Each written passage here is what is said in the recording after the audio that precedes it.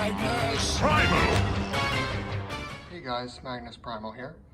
Today we're going to be doing something a little bit different in that I'm going to be kind of comparing the Bandai Action Base 1 and Action Base 2 and seeing just which gives you more value for money, is more efficient, and show you how they work with a couple of figures.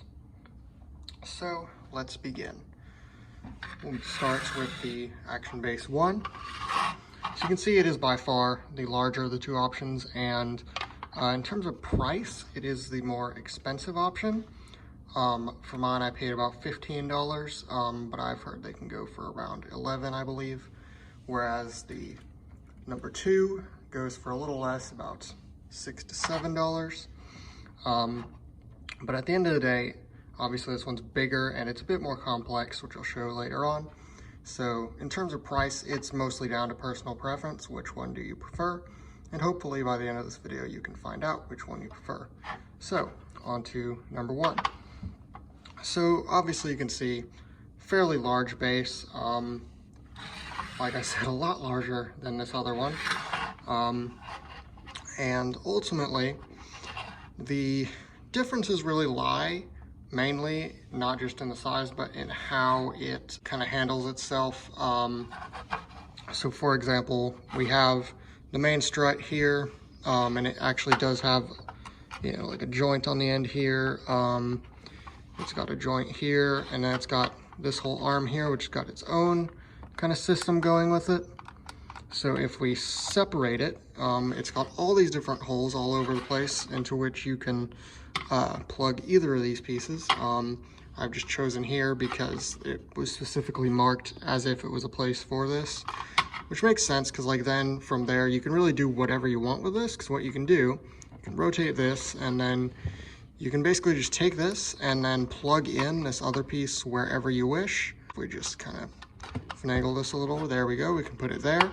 And the nice thing is, if we look closely, it's actually got this little ridge system in which you can rotate to unlock, and then you can bring it to one of the other ridges and just lock it again. And how this functions is then you can have this obviously a little bit extended, and you can plug it in, say, for example, all the way over here. So let's just do that real quick. There you go. So you can really have a lot of different options with this, which I just really like. And then you can like rotate this however you wish to accommodate. And then for the arm itself, if you want it to be maybe a bit taller, you've brought this in as far as it can go. So this is facing upwards as much as it'll go. You can actually take this little latch here, open that up, and then similarly, there's kind of a sliding mechanism. So if we pull at the top here, we can extend it all the way that far, or really anywhere in between. We got these notches and they're all on the interior, so we can just flip back up that little latch, and now it's held in place very securely. And as you can see, it is very tall now, and could even get taller. Like I said, if you pull this in a bit closer, like that, for example, is pretty good. And you can see very tall. So yeah, in terms of maneuverability, there's just loads of it and loads of options for height and whatnot that you can do with this. I like right here, honestly, I like my figures being quite high in the air and doing like a flying pose. It's quite fun. But I'm actually gonna bring it back down so that I can show you. Sorry, it's being a bit stiff. You just kind of rotate it, not too hard obviously, but you know, you do want to be somewhat delicate. It is a model kit after all. I will talk about the building times in a minute here. But if I plug it back in down here and just retract this section fully, we'll be able to take a look at the connector on the end. There's like 5 different connectors you can use. Most of them are kind of a cradle thing that'll just kind of hold the figure from the underneath. This is more of a peg hole, which for the things that I would display, which would be transformers, a lot of them these days will have kind of an area for this 3mm peg hole. So let's actually go ahead and move on now to the other stand.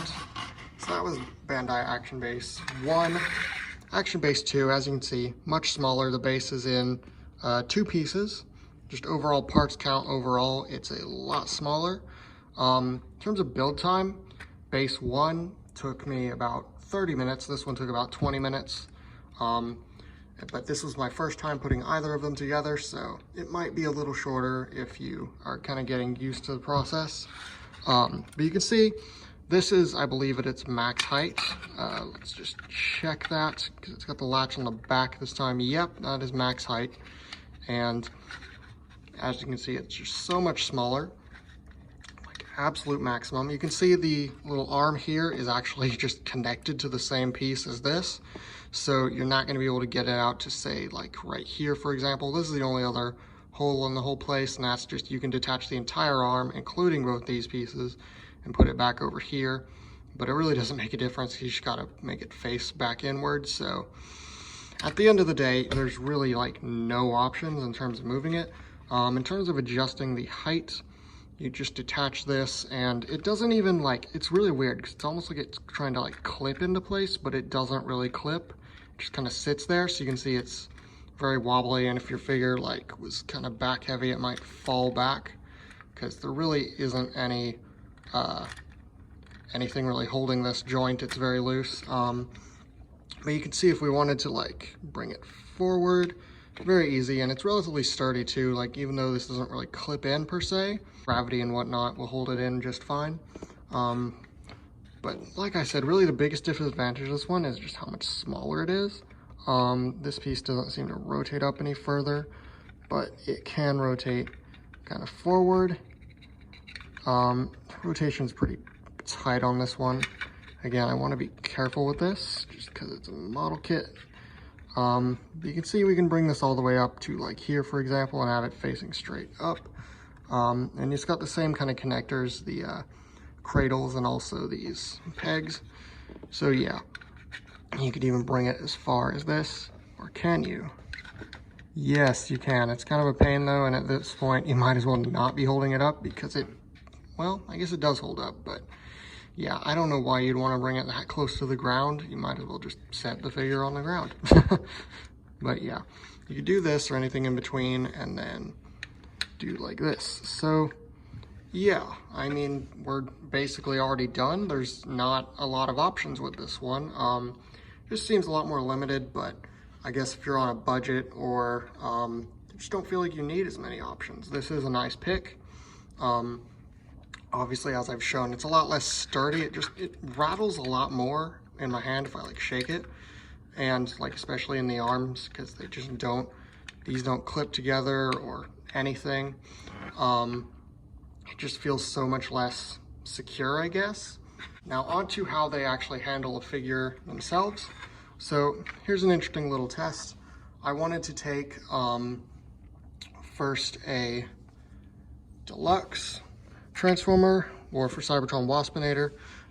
Pretty much all the War for Cybertron figures have peg holes, 3mm ones, so they are compatible with the stand. Some are a little bit tough to fit in because Waspinator's got this big butt on him, for lack of a better word, but he does have a little peg hole in there, and yeah, it kind of takes some finagling, but you can get it in there.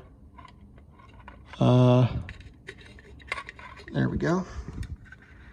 But you can see it does hold him rather nicely. Like I said, it's kind of wobbly. So if you don't like it being wobbly, then yeah, you've kind of got a problem. But as I said, if this guy got like pushed backwards, yeah, it doesn't take much effort at all. And if I wasn't holding my hand, he would just tumble to the ground, possibly damaging the figure and maybe even the base.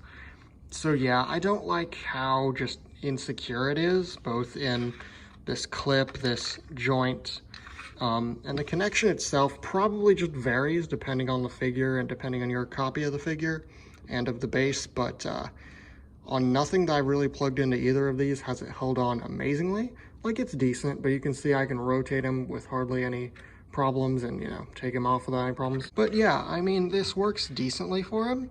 and like it definitely holds up his weight. Like it doesn't feel like it's gonna break at all, but you know, the wobbliness is not my favorite, like I said. So here's Action Base 1. Let's see how this one handles a deluxe figure. I'm gonna bring it down so that you can see it a little better. And we can just plug him in. This might be a little easier because this is a bit skinnier, this part, so it won't be obstructed so much by his butt. But yeah, we just plug that in like so. And yeah, like I said, a little easier to fit in. You can see it does fit him very well. And if I shake it, it's a little wobbly, but you know, a lot less if it's just kind of sitting there. And just overall, because of the wider base, it feels so much more sturdy.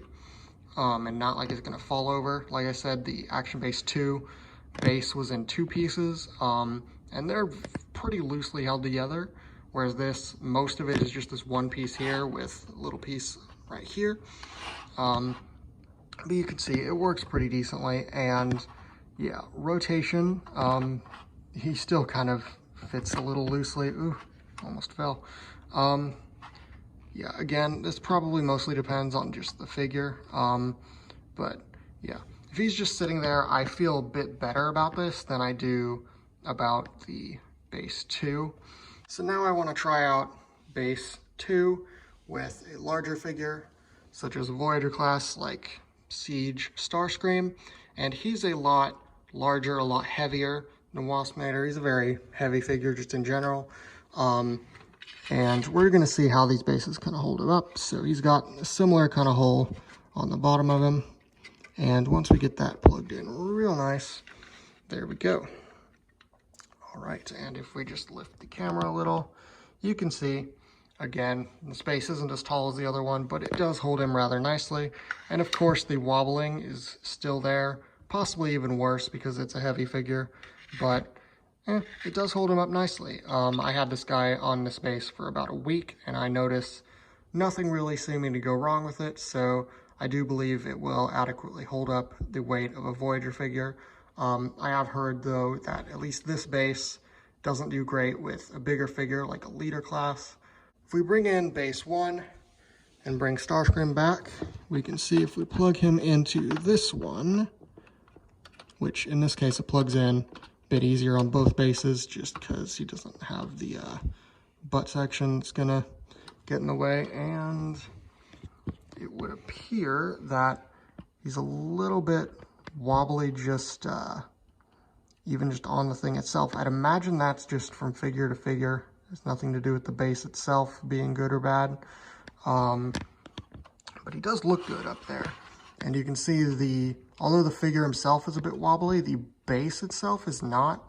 So again, that probably is just due to based on the figure and your copy of the figure. So yeah, don't maybe worry about that too much. And obviously, again, like the other base, if he's just sitting there, it's not gonna affect much if he wobbles a little.